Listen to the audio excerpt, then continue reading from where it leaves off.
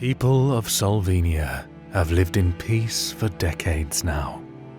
After what seemed to be an everlasting battle between the Blightborn and the Solsworn, the land has seen prosperity, wealth, and growth. The capital's markets are filled with joyful merchants, while children are running freely, playing tag, their mothers buying fresh stock for their homes, all as the fathers are singing drunkenly in the city's taverns. In the city's outskirts, various provinces are formed, and the people enjoy their everyday lives. They get comforted by the smell of fresh soup at night after a long day's work.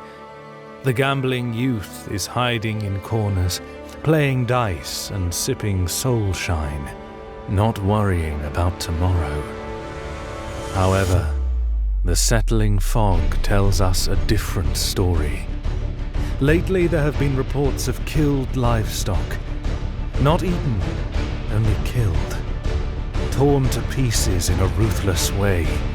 Flesh hanging off drastically broken bones, their eyes and tongues missing, and blood moon red blood dripping into huge puddles.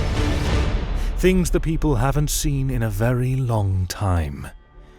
Who or what is to blame for these terrible attacks? Ask the people of Solvenia. Many theories are being told, but no one seems to be paying attention to the most probable one. Up until one night.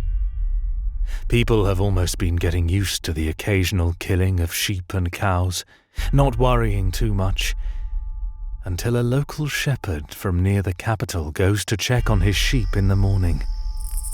He steps out of the door, and after he lights his soul pipes and takes the first puff, it immediately falls out of his mouth. Standing there, with horror in his eyes, he starts shaking. Time slows down as you can hear the birds chirping. 7 young maidens were laid down almost on his doorstep, all of them stacked up into a tower of dead flesh. Their skulls were broken into small pieces.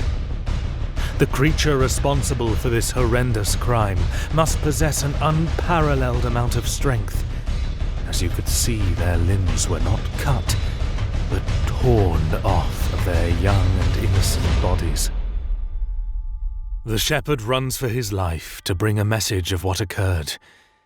After the capital's guards hear him out, they decide to bring him before the Emperor himself, so he can tell his story while more guards are sent to have a look at the monstrosity.